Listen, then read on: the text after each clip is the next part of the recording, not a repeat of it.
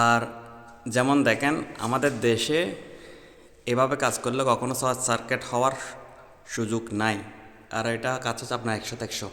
যেমন দেখেন আপনি সকেট ইউজ করতে হবে আপনার কত এখানে 16 অ্যাম্পিয়ার, আপনার লাইট ইউজ করতে হবে 10 অ্যাম্পিয়ার আর সিবিইউ, আর আপনার কুকার ইউজ করতে হবে 32 অ্যাম্পিয়ার, আর আপনার ওয়াটার হিটার ইউজ করতে হবে যেমন 20।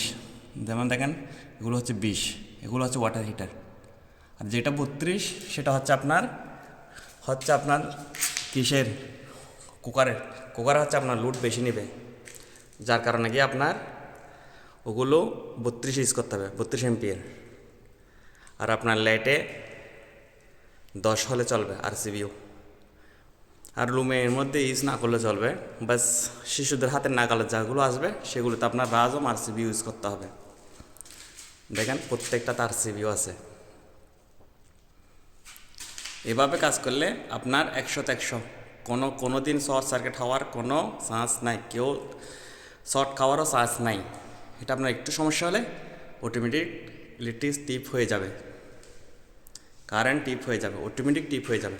যেমন দেখেন এগুলো আর সিবিইউ, এগুলো হচ্ছে আপনার সেফটি।